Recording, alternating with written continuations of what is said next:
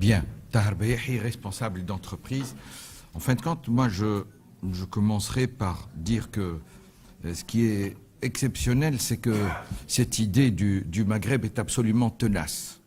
Malgré tout ce qui s'est passé, on se rend compte que c'est quelque chose qui est sorti depuis très longtemps.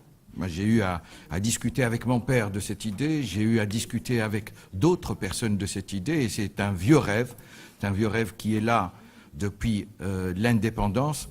Et ce qui est à remarquer, c'est que cette idée est certainement a été construite autour d'une histoire commune. Donc, et lorsqu'on analyse, et tout à l'heure, beaucoup de gens faisaient le parallèle entre l'intégration européenne et l'intégration maghrébine, je pense que, contrairement à ce que l'on pense, fondamentalement, il y a plus de choses qui rapprochent les Maghrébins que ce qui rapprocherait les Européens. Les Européens ont fait la guerre entre eux, les Européens ne parlent pas la même langue, n'ont pas nécessairement la même religion, n'ont pas nécessairement le même vécu, et force est de constater que c'est difficile. J'ai entendu aussi tout à l'heure avec grand intérêt M. Moustapha parler d'il y a 15 ans, de dire il y a 15 ans on en a parlé. Et donc, il y a, 25 ans. Alors, là, en fin de compte, c'est la conversation... Ah, mais je voulais diminuer. Là. Et donc, en fin de compte, indiscutablement, les grandes idées ont besoin de temps. Ils ont besoin de temps et ce qui est fondamental, c'est de faire de sorte que le sens de l'histoire va dans le sens de l'idée. Mais pas que l'idée va dans le sens de l'histoire. L'action de l'homme doit aller dans ce sens-là. Et je pense qu'il y a, dans le sens du long terme, il y a un travail fondamental à faire au niveau d'une jeunesse qui va arriver dans les 10 ou 15 prochaines années, qui va être aux affaires dans les décisions et à promouvoir réellement cette idée du Maghreb, qui va s'imposer indiscutablement d'elle-même, mais qu'il faut promouvoir, qu'il faut faire converger. C'est probablement en mettant des échanges, en faisant une action aussi importante au niveau du système d'éducation et construire, je dirais, un profil ou un idéal maghrébin. Il est fondamental pour que on puisse réellement espérer voir le Maghreb donc immerger un jour, qu'il y ait cette envie des prochaines générations. Parce que non seulement il faut le construire, et on ne peut le construire que s'il y a adhésion, mais il faut aussi essayer de tout faire pour le pérenniser. Et cette logique de pérennisation, c'est une logique de partage, donc en même temps d'aspiration, mais aussi d'intérêt. Je pense que, très sincèrement, et là c'est le rôle des seniors, des associations, on a parlé tout à l'heure, donc toutes donc les associations donc qui sont là, qui sont en train d'œuvrer, doivent avoir la possibilité de trouver donc des relais dans une population plus jeune, donc des jeunes de l'université, des jeunes qui auraient la possibilité par la suite donc de perpétuer et de partager. Pourquoi je parle de ça? Parce que je pense qu'aujourd'hui les différents pays vont aller à des vitesses totalement différentes. Elles sont en train de vivre des expériences différentes.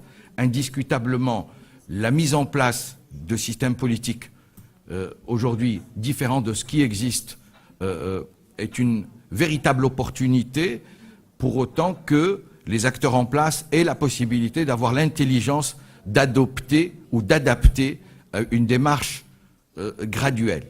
Et les modèles qui ont été proposés, à savoir A2, A3 ou A4, je pense qu'il ne faut en aucun cas figer un modèle, et il faut plutôt avoir un abord de la question sur différents plans. C'est ce que avait donc relevé Si Moustapha tout à l'heure en disant ce n'est pas la peine d'avoir une démarche générale, et c'est vrai quand le problème est gros et il est complexe, il est impossible de le résoudre dans sa totalité. Mais on ne fait que le construire au fur et à mesure et le rendre plus soluble et plus solvable. Et cette approche est absolument importante. Ça, c'est la deuxième idée qui est absolument à mettre en place. Alors, pour revenir un tout petit peu au sujet du panel, qui consiste à dire est-ce que l'intégration maghrébine est un facteur d'attractivité de l'IDE? Indiscutablement. Donc Semia tout à l'heure a cité un certain nombre d'acteurs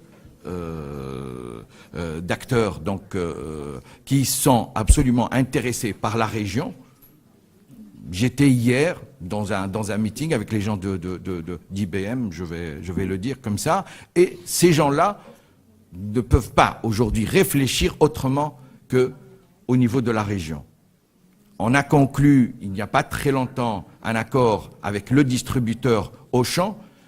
Les gens d'Auchan n'ont été intéressés de rentrer en Tunisie qu'à partir du moment où on leur a dit « Écoutez, notre plan, c'est la région.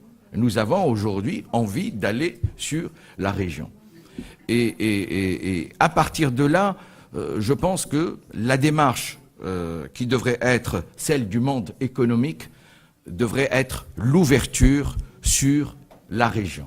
La région, un échange absolument important, faire de sorte que des organisations comme les organisations patronales, je parle à Lewided, notre présidente ici, elle aura un rôle extrêmement important à faire de sorte que les gens se connaissent, d'accord, échangent et finissent par se faire confiance. Donc Sislim, tout à l'heure, a dit la confiance. C'est vrai qu'on ne peut pas construire sans confiance. Mais il ne peut pas y avoir de confiance sans un échange et une connaissance. Et on a besoin de temps. Et donc ce n'est qu'à partir de ce moment-là qu'on pourra, et je mesure un peu les mots, soumettre le politique à une pression qui permettrait une plus grande vitesse donc, de réalisation. Alors, cette plus grande vitesse de réalisation aussi va certainement se mettre en place avec l'acuité des problèmes qui sont là. Sécuritaires. Aujourd'hui, ce qui s'est passé en Tunisie ou en Libye, l'Algérie comme le Maroc ne sont pas à l'abri. Ce n'est pas vrai, malgré tout ce qu'il y a. Ça peut tout à fait arriver. C'est là. Personne ne l'a vu arriver en Tunisie. Je peux dire que personne, éventuellement, risque de nous espérant réellement une stabilité pour la région. Mais personne, aujourd'hui, ne peut affirmer que ça ne peut pas arriver quelque part. Ça s'est mis en place. Et donc, le politique, en fin de compte, n'agit la plupart du temps, du moins dans notre monde, que comme pompier, lorsque les choses se font. Alors là, bon, le feu n'est pas dans la maison, mais il est chez le voisin. Et il risque de passer la frontière. Je pense qu'il est urgent aussi pour que les gens prennent conscience que lorsqu'on dépasse un certain nombre de choses, les enjeux deviennent extrêmement importants et il faut agir. Donc cette logique de pression sur le politique est une logique absolument importante.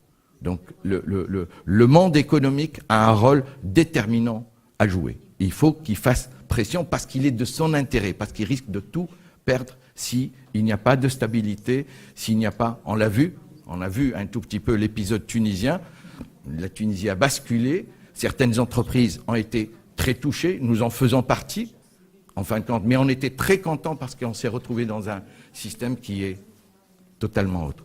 Voilà très rapidement un tout petit peu les quelques remarques que je souhaitais faire. Nous opérons en Algérie, c'est depuis très très longtemps, c'est compliqué, c'est vraiment compliqué, et je trouve chaque fois, j'ai plusieurs amis, payent le prix en premier, c'est la jeunesse algérienne. Les Algériens auraient aujourd'hui, et j'en parle parce que c'est pas parce que je suis tunisien, parce que je suis profondément, réellement attaché à l'Algérie. C'est un pays qui aujourd'hui pourrait présenter des possibilités d'être une véritable locomotive dans la région, mais en premier lieu, en dehors de la région, qui résoudrait les problèmes, en fin de compte, internes qui sont très importants. D'accord. Nous espérons aussi beaucoup sur la Libye. Nous espérons que la sécurité donc, dont a parlé Madame Bouchameau tout à l'heure va se mettre en place et que, au fur et à mesure, les choses vont se régler. On a mis en épingle la problématique politique. Le gouvernant trouvera toujours une raison, entre guillemets, pour rester dans son pied carré, mais pas son mètre carré, vraiment dans son pied carré, et ne pas partager, entre guillemets, son pouvoir. Il n'y a que sous la pression que le politique, donc, va aller dans le sens de cette construction. Voilà, merci.